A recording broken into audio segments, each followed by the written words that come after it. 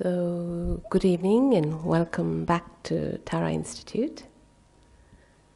My name is Anjali and I have been conducting this month's Monday night sessions, and we are talking about impermanence as understood in the Buddhist context.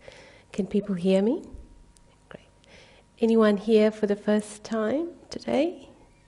Welcome. Hi. I will briefly summarize. So today's our third session. For all of our sakes, and for the sake of people who are attending for the first time, I'll briefly summarize what we've talked about in the previous two sessions. But before we do that, as always, we will begin with a breathing meditation, a single-pointed breath meditation, just to settle our minds, to relax and get in the right state of mind and get our minds in the right space for the teaching that follows. So it doesn't matter if you're sitting on the ground or on a chair, just get into a comfortable position. If you are sitting on a chair, just it's good to place both your feet firmly on the ground. So spend a few moments settling your body and your mind.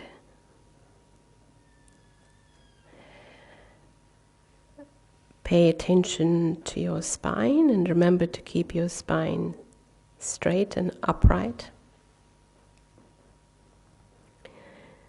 Your eyes can be slightly open or shut, whatever you prefer. Keep your body relaxed but alert.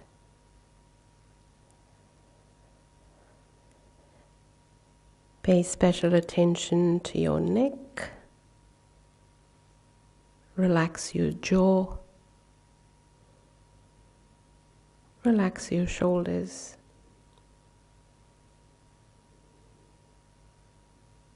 Try and relax any tension points that you may find in your body.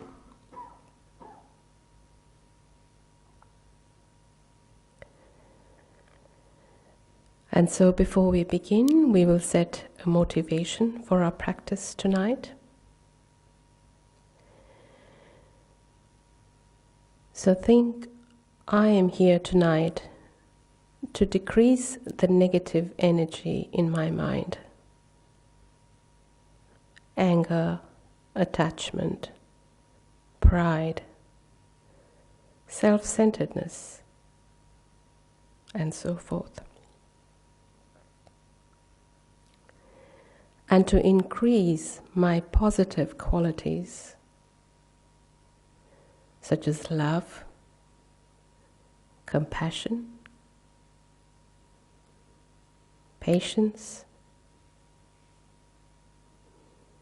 and wisdom. In this way, I will have more beneficial, positive energy to bring to my interactions with others and to send out to the world.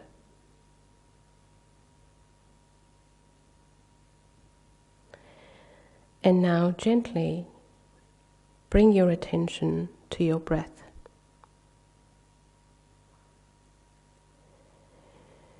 You can focus on the breath as it moves in and out of your nostrils, or you can focus on the movement of your abdomen with the in-breath and the out-breath. Pick one of the two spots and stick with it.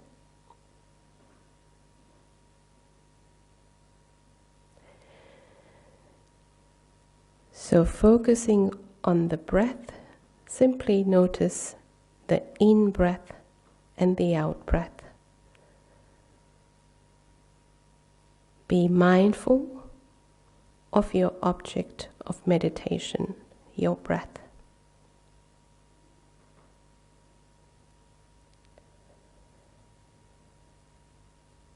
follow the in-breath for its entirety and the out-breath for its entirety.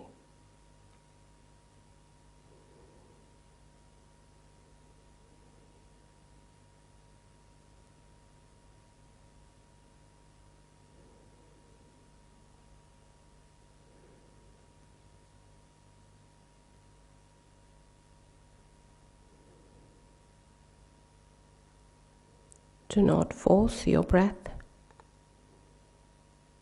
just normal breathing.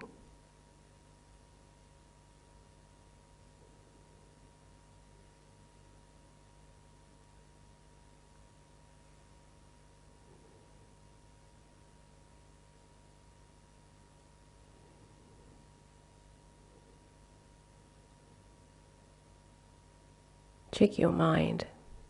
Are you still with the breath? If your mind has drifted, gently bring it back to the breath.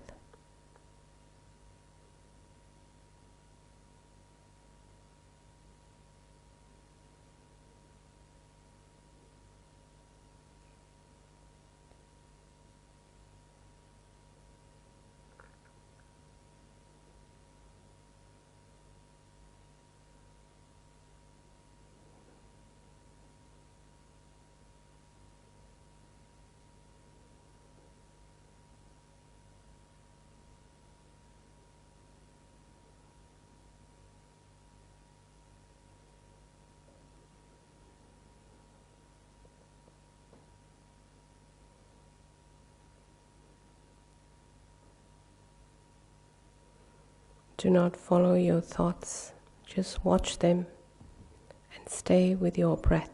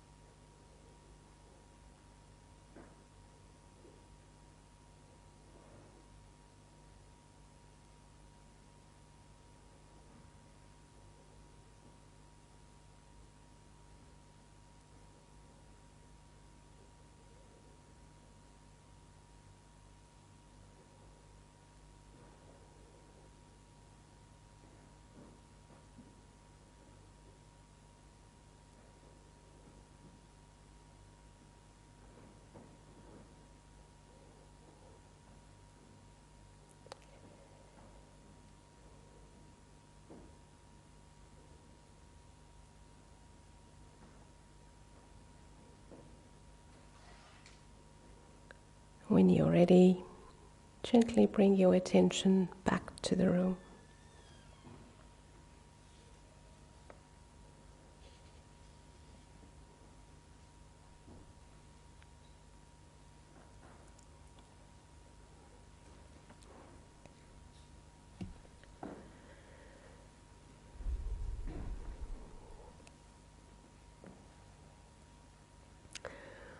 Okay, so these past 2 weeks we've been talking about impermanence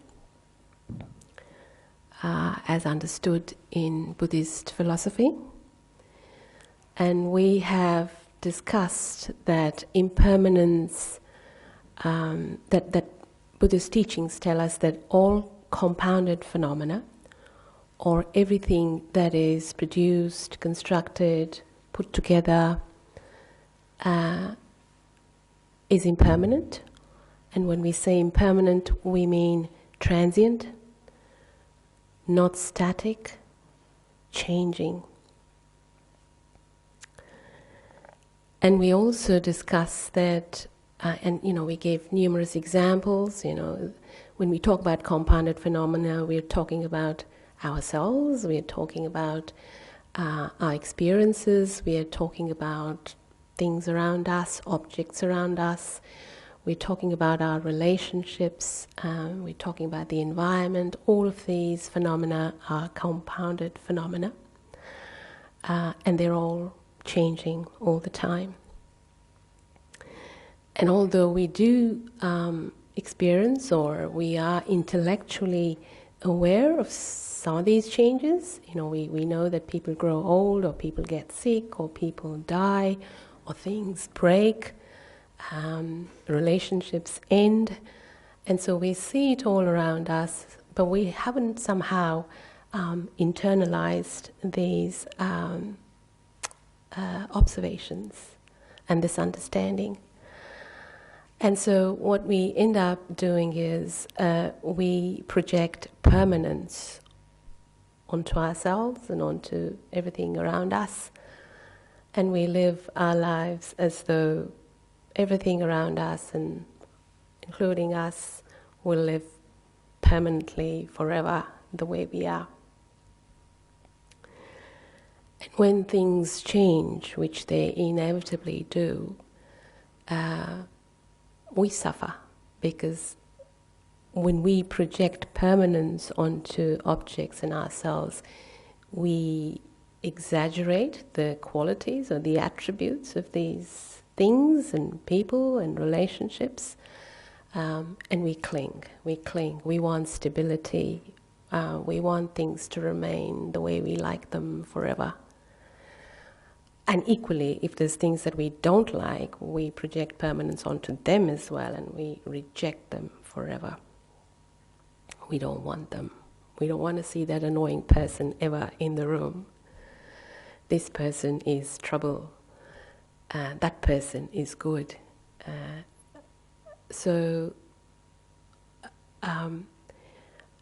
so Buddhism tells us that suffering arises from this mismatch of how we project things to be and how they actually exist. So this evening, and yes, there's one, I guess, another important point that we made was that this view of impermanent phenomena existing as permanent phenomena is known as a mistaken view, or it's a view of ignorance, and one of the important causes of our suffering.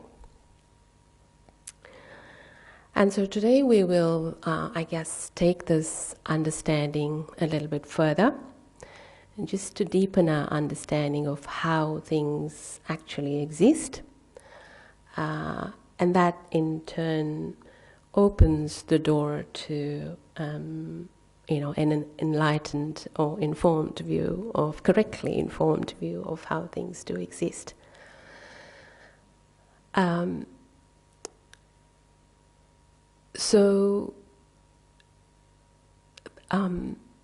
Thinking about impermanence or talking about impermanence sometimes is uncomfortable, or is something we don't want to hear it. No one wants to talk about death and dying, or sickness or illness, or so these are uncomfortable things to talk about, and things that we don't like to talk about. I mean, there's various ways of dealing with it. We can, if there's things that we don't want to address, we can be in denial and say, not yet. That's not me yet. It's not happening to me yet, so I don't need to think about it. Or we can distract ourselves. We can go from bliss to bliss and just, stay in an oblivious state. Or we can deflect. It's not me, it's not my thinking, it's somebody else's fault. But the fact remains that unless this is the way things exist, and unless we understand how things exist, our suffering cannot be alleviated. There is no other way. This is the way. I remember reading a book by His Holiness, and I remember he gave the example of why it's important to face truth, even if it's uncomfortable. He said, if someone believes that there's a snake outside the door,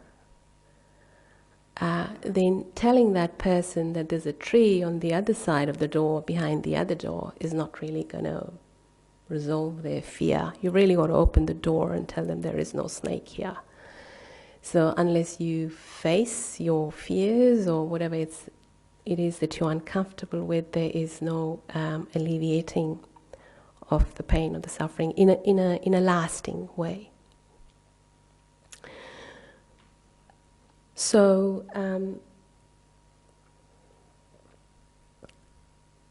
so let's delve into it and try and understand how things actually exist. So coming back to this mistaken view, when our senses apprehend objects, hearing, sight, smell, taste, we tend to see them as existing solidly, independently, and in and of themselves. So, as an example, you're walking on the beach, and you see a wave, and the thought arises, aha, that's a wave. I love waves. I want to go and ride a wave.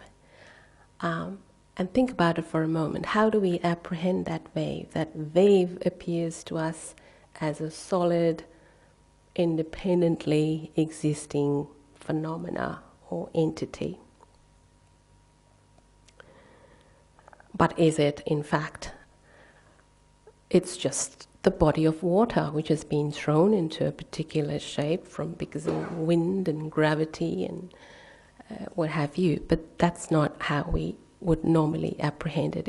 It appears to us as a solid entity. And similarly, a rainbow. We see a rainbow in the sky and we think, aha, what a beautiful rainbow. As if the rainbow was a solid, independently existing phenomena.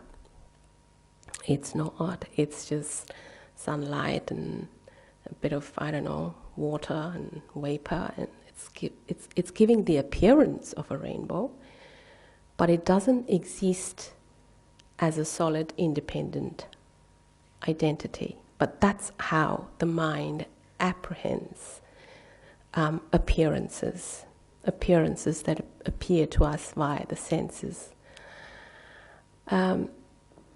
This month, for the past couple of weeks, I wake up most mornings to the sound of knocking or pecking on my... I have these glass doors leading out into my backyard, and I hear these knocking sounds, or sometimes they're just thuds. And they're birds. They're birds pecking at the door or flying into the glass door. And I'm not sure if any of you have ever experienced that or seen that.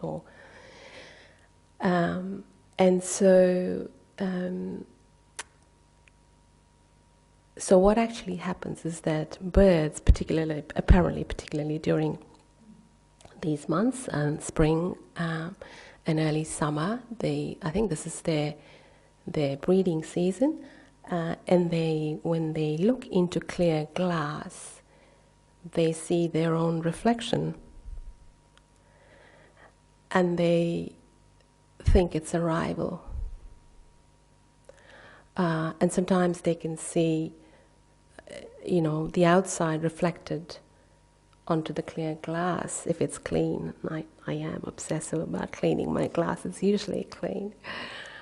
And then they think there's something beyond this glass as well, another universe beyond this. And so they're trying to peck at their own image, thinking this is a rival. It's an appearance. But they're apprehending it incorrectly. And I was curious, and I thought, let me see, does it hurt the birds? So I asked Google, I said, does this hurt the birds? And Google said, yes. They can die of exhaustion. They can bleed in the brain. They can break their wings. So much suffering. And I thought to myself, oh, this is a great analogy for what we are studying. So mistaking appearances to be real. Now, fortunately for us, we have intellect, and the poor bird doesn't.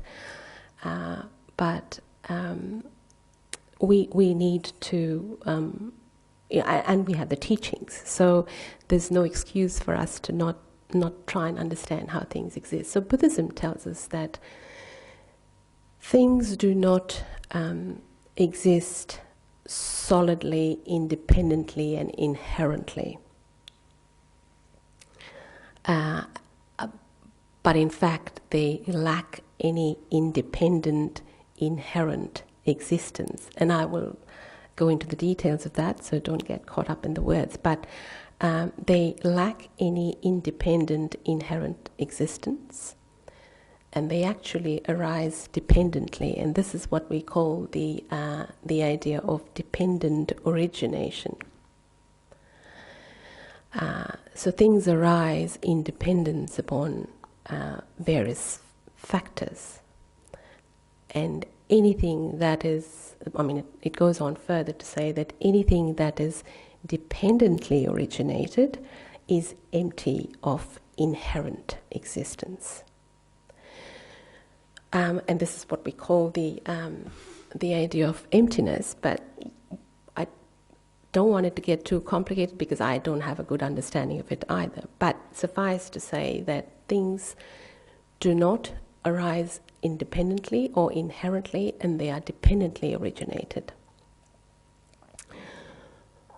So there are three types of dependences that we need to understand. The first one is that is dependence on causes and conditions. So this, as the name suggests, and as we've talked a little bit in the last session, means that things arise depending on causes and conditions. So a flower, and we talked about a flower before, so a flower, when we look at it, it appears like a solid, independent object. But in fact, there's so many things that go into the making of a flower that are not flower particles. So there's soil, there's water, there's sunlight. But when we look at the flower, we don't see all of that. We don't see the non-flower particles, as they're sometimes called. We think that the flower is an independent, inherently existent entity. Or another good example, well, I think I must have mentioned the Vietnamese monk Thich Nhat Hanh the last time. So he very famously held up a piece of paper in one of his teachings and said, "Do you see the cloud in that?" So paper comes from trees. So if there are no trees, there's no paper. If there's no water, there's no tree. If there's no cloud, there's no rain or water.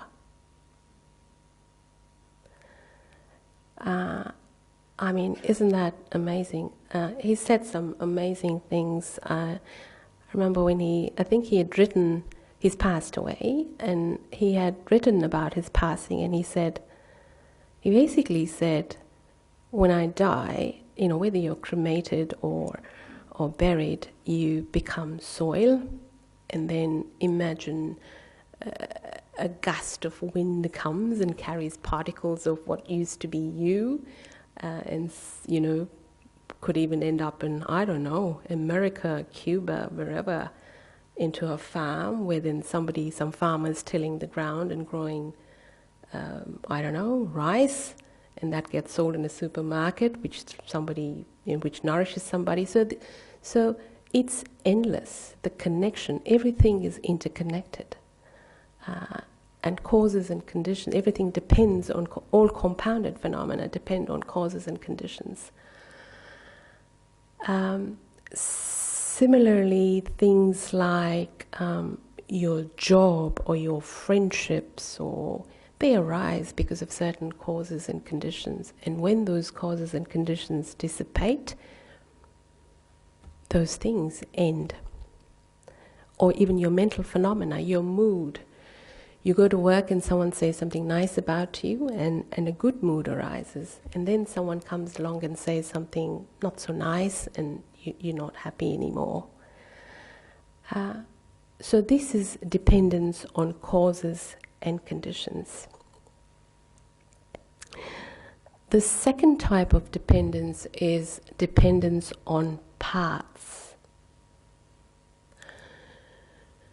So things are a collection of parts.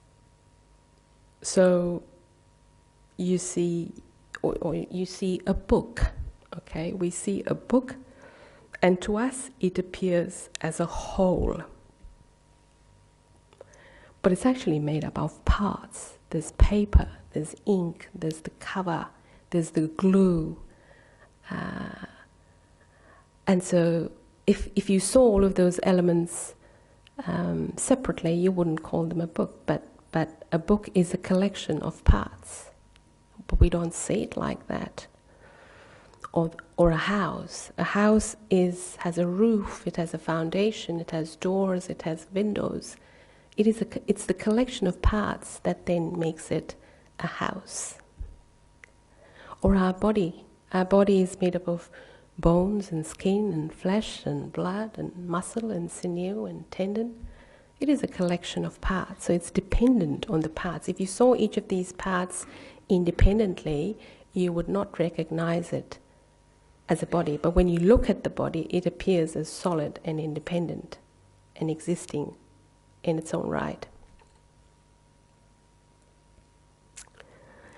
And the third kind of dependence, which is the most profound dependence, is called dependence on mental labeling or mental imputation. This is the most profound kind of dependence, which is not as intuitive. So this kind of dependence suggests that we label things based on our concepts and our conceptuality. So if I showed you 2 slices of bread with some filling in it, in a spread, you would probably recognize it as a sandwich.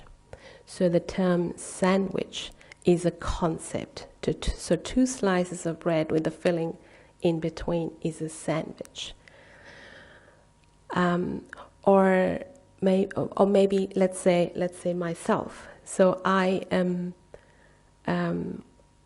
When I was born, I didn't come with the label of Anjali.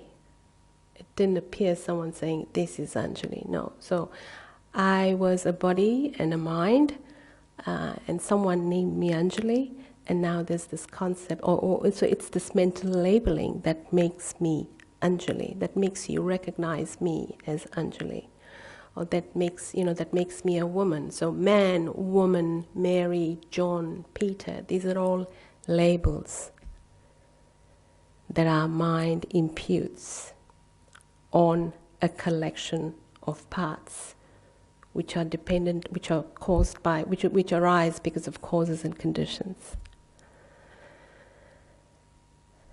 Any thoughts? Is that too wild? No.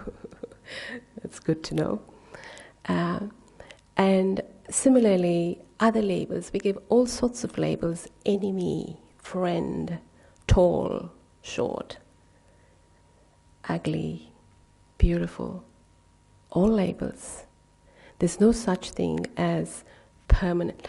I promised myself that I wouldn't talk politics in these teachings, but a certain politician who is in the news every day, who happens to be the head of a very important country, changes labels every day. You did something nice for me, you're good. You did not say something nice about me, you're bad. And I'm going to indict you, and I'm going to imprison you. And these are all labels. So no one is, my friend is not your friend. Maybe your friend, but maybe your enemy. So this person is not the constant friend or the constant enemy of anybody. Does that make sense? These are all labels based on conceptuality.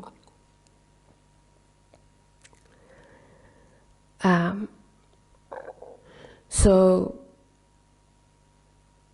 summarizing that, what Buddhist teachings tell us is that compounded phenomena do not exist independently or inherently. They exist by virtue of dependent origination, and that they are empty of inherent existence, which in other words means that things are not as much in control of themselves as we think they are. That already softens a lot of our views and ideas about people and things. So things are not completely under their own power. They depend on all these other things, on their circumstance, on who they are, and on their mental imprints, and on how you project them to be. Most importantly, but when we read the teaching on dependent origination, what's emphasized over and over again is to not make the mistake of thinking that things don't exist, because that would be a nihilistic view. Things absolutely exist. Anjali does exist. Anjali, sleeps, eats, works, cries, feels sad, feels happy. I totally function. I keep my window panes clean. I totally do all of that. But I don't exist the way I project that I exist, independently, inherently existent. When I die, my continuum, according to Buddhism, will continue, but my relationship with Anjali ends.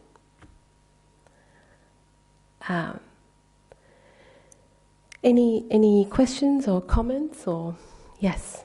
How does this all relate to things like such as reconciliation or healing? Because if so many things are impermanent, that means that if conflict would be impermanent, so could peace or goodness, good and bad. Yeah. So surely that's a great thought. Yeah. It's comforting to know that things such as goodness or virtue might be permanent either. Absolutely, and that's an excellent point. And that's probably one of the big points of understanding all of this, because what then happens is when we have this understanding, and when we understand that things are not of their own volition completely. Of course, we have free will and we have discrimination. It's not to say that we are helpless, but things don't occur of randomly or of their own volition. And so what it does is that it creates, it gives us space between our emotions and how we react to things. Let's say, as an example, with attachment. So we are attached to a thing or a person, or but if we understand that things, if that person then changes or we change, we understand that change a bit better, and we're not so distraught. We cling less. Or more pertinent probably to what you were raising was, I often think about activism. So a lot of us are very angry about, we get very angry about moral injustice or, lots of other things. And activism is good. I mean, if there hadn't been activism, none of the women in this room would be here. We'd be in the kitchens cooking. So activism is really good. But that moral indignity of this is wrong, this shouldn't happen, or that the anger is probably softens. We are more accepting of it. We understand that things are the way they are, even though they shouldn't be the way they are, because of certain causes and conditions. And we can still act on it. We can still act to change things, but the acceptance becomes much more easy. We don't get so angry and we don't get so attached. Does that answer your question? Okay. I guess I was coming from the point of, say, you might not have been a great person to a partner or a sibling, and you recognize that, but then you might then that might turn into goodness. But what if that goodness doesn't last forever because everything is impermanent? So so there are things that are permanent, by the way, and nirvana is one of them, or liberation is one of them. So when you say goodness is not permanent, sure, it's not permanent, but I guess what we're trying to say is to try and make it permanent. That's the effort. That's the quest. That's the aim. So it's not easy, but it's understandable. But the idea is to try and so the prayer that we say at the start, that this is our journey to become a Buddha, which means rid ourselves of all our bad qualities. So it's not easy. It takes many eons, according to Buddhist teachings. But when you do become a Buddha, when you do become enlightened, that is permanent. There's no going back. Yes. With respect to the aging process and the challenges sometimes associated with that, loss of function, etc., like illness or injury, how do you see that through the lens of impermanence as opposed to loss? How do I see that as impermanence as opposed to loss? Impermanence as opposed to sort of thinking about it just as a loss.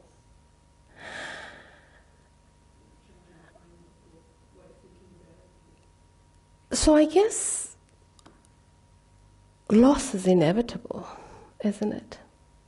And loss comes in degrees, and loss comes in. But the nature of the body is decay. There's nothing that lasts forever. So it is impermanent, and it results in a loss. But there's impermanence that. So I guess loss is explained by impermanence, but all impermanence is not about loss. And we made that point, and I would. Impermanence just means change, not just loss. So we did give the example of people that are sick do get better as well. So if things weren't impermanent, there would be no hope of getting better once you were sick. So impermanence implies change. Now, loss or gain are again concepts. And there's a lot more that goes in there. I once knew a couple, and they were very happily married, and the man moved on, and the woman who had been a housewife thus far. Actually, this is a story of a very famous film producer in India. I lie that I knew them. I knew of them, but and anyway, this woman. She was devastated, but then she went on to become a very famous filmmaker, and she got one of the most prized national awards. And I remember her speech when she went to accept the award, and she said, "Javed, thank you for the breakup." So what came as a loss when she faced it was, in actual fact, not a loss. So I think loss and gain are very subjective. I meet a lot of people in Tara who have had difficult circumstances and difficult lives and who've been through loss. But sometimes I think maybe if they hadn't, actually I myself first visited Tara under difficult circumstances. We had a sick person in the family. And maybe if it hadn't been for that, I would never have come here. So loss and gain are they're not as black and white as we think they might be. And because we don't have a holistic picture of our lives, or many lives, we have a cross-sectional view, we might see things as loss and gain. But in the ultimate sense, it may be different to what we think. Does that make sense? You're explaining about activism, and so is anger, is there a place for anger in Buddhism? Not really, no. So Buddhism says that anger is a very destructive emotion. And there's many teachings about anger. It starts with when you're angry, it makes you ugly physically. You go red in the face, and you. But more substantially, it says that anger is not good for you, and it's not good for the person that you've. It's not a constructive emotion, to put it simply. And so that's not to say that. It doesn't suggest that there's inaction. It just says that action should not be out of anger. Any action out of anger is not beneficial. And you can think about it and read about it, but it doesn't suggest not doing anything, but it suggests not coming from a place of anger. And again, there's lots of teachings about it. Well, firstly, what are you getting angry? Who are you being angry with? So whoever you're being angry with, just coming back to the teaching we had today, they're probably the way, whatever's provoked your anger arises because of causes and conditions. And so what is it that you're being angry with? There's no solid, inherently existent object or person that you can then direct your anger to. So, but that doesn't take away from the fact that that person might have done something that's not desirable, or that's not, virtuous, or that harmed somebody. So the harm is real, but directing your anger towards somebody is not the most skillful way of dealing with the situation.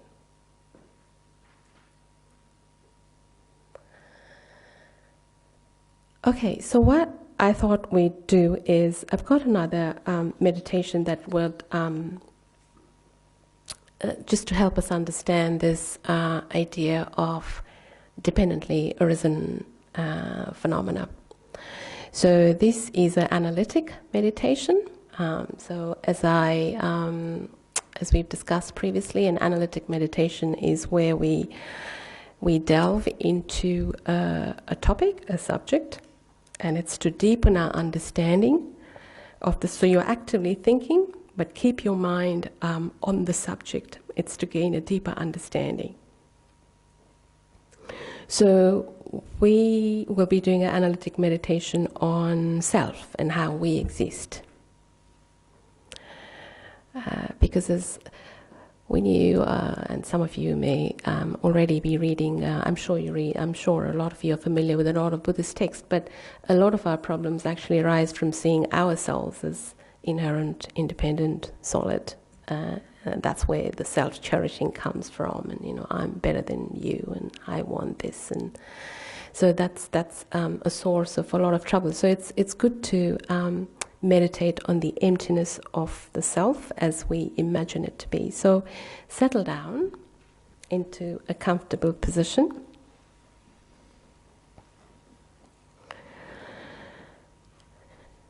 And take a few deep breaths.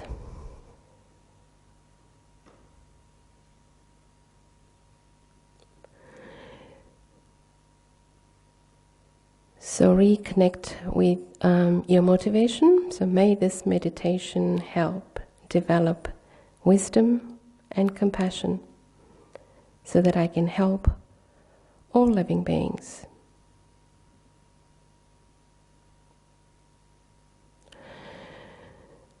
So with the alertness of a spy, slowly and carefully become aware of the I.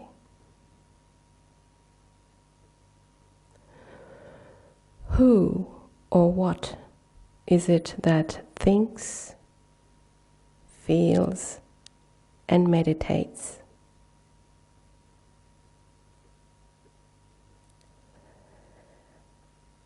How does it appear to you?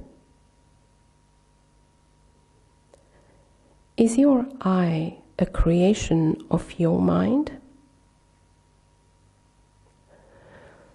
Or is it something that exists concretely and independently in its own right?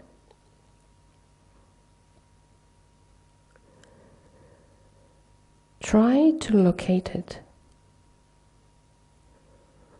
Where is this I?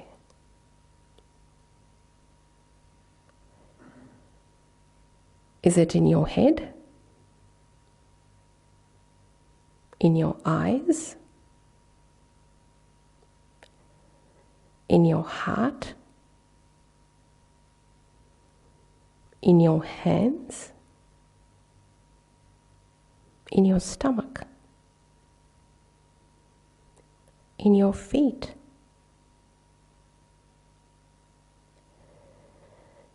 Carefully consider each part of your body, including the organs, blood vessels, and nerves.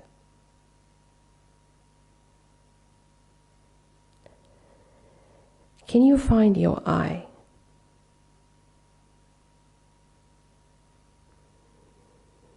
It might be very small and subtle, so consider the cells, the atoms, the subatomic particles.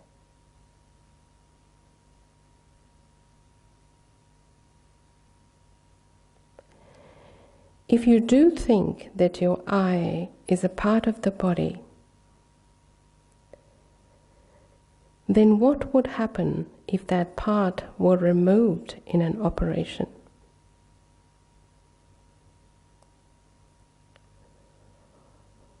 Or damaged in an accident?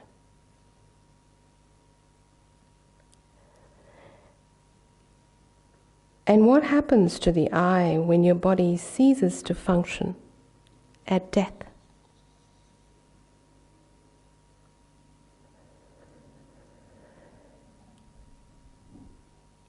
Perhaps you think your mind is I.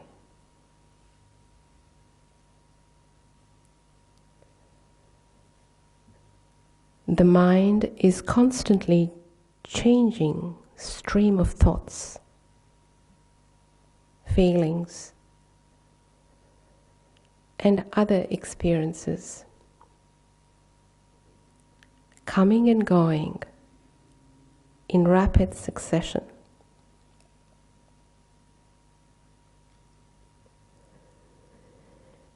It is never the same from one moment to the next.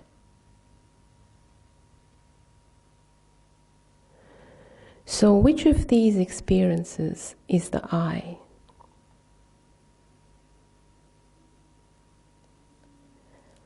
Is it a loving thought? An angry thought? A happy feeling? A depressed feeling?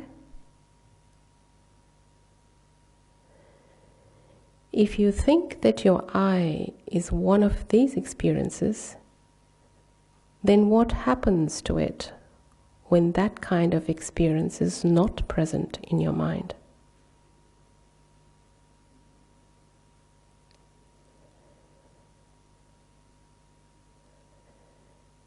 If your I is love, for example, then when your mind is filled with anger, does your I go somewhere else? Or disappear altogether? Is there no I at that time? Or maybe you have many eyes. An angry one, a loving one, a frightened one.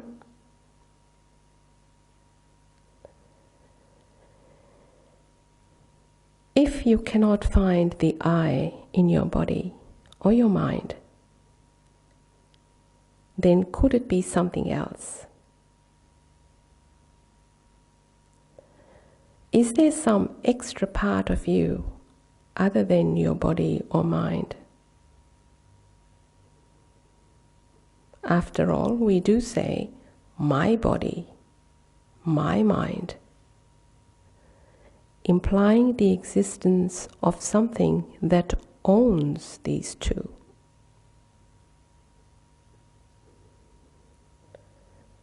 If so, where is it?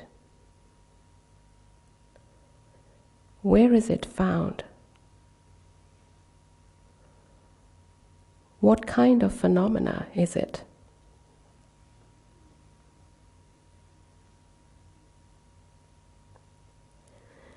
Examine every possibility you can think of.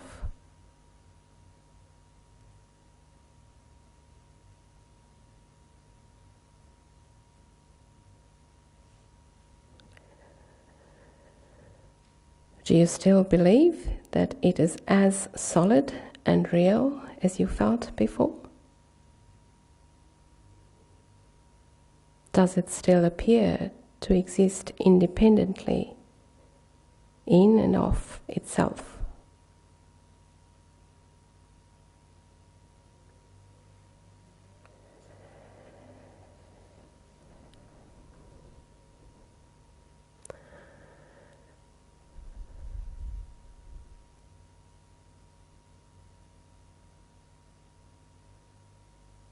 So gently bring your attention back to the room.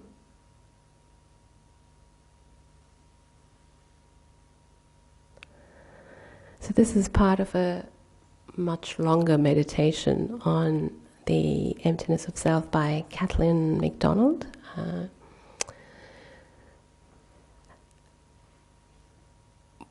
But I think to me it was quite revealing going through the meditation. It kind of teases out some of the things that we've been talking about. And again, the teachings over and over and over again emphasize that we are not denying the presence of self. All we are denying is, or all we are trying to explain is how it exists. So it exists by way of dependence on parts, on causes and conditions, and on mental imputation or labeling. We're not refuting the existence. So, not much time left, but I guess just to summarize all of that, so when we understand, and at this point for all of us, for me anyway, these are all intellectual understandings, but that's a good starting point. Unless you even try to think about how things might exist, we won't really further our understanding. So, and then it requires a lot of thought and reflection and meditation to actually internalize these. But what it does do, as we touched upon earlier, was that it gives us some space between our emotions and feelings and our actions. It helps us deal with situations with a little bit more wisdom. I love that word, wisdom. I love it when I think, oh, this thought will help me act more skillfully or more wisely, because we understand things are not exactly as we think they are. They're not solid. Someone's not entirely bad or entirely good, or the situation's not entirely bad or entirely good. And it helps us deal with the world at large with a bit more compassion, with a bit more love and understanding. But as well as that, it also brings forth, when we see that, I think it helps us understand other people's suffering as well, that we are all in this together. We're all interconnected, firstly. We're all connected by ways and means that we cannot even fathom. So the distinction between I and other, the distance narrows. We connect more with people. We can see their suffering a bit more. We are connected, if by nothing, by our suffering, by a common suffering. In this regard, anyway, in regard to the mistaken view, we're all suffering from the same ignorance or misknowing, and that's the start to leading happier and more meaningful lives. So I'll end it there for today. Any thoughts, comments, questions, anything anyone wants to share?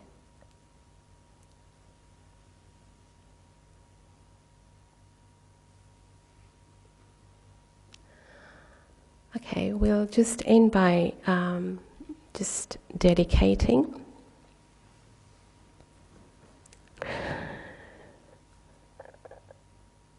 So we started with the motivation of trying to decrease our negative energy and increasing our positive energy. Any thought or any insight or any understanding that we have received this evening, we dedicate to our motivation.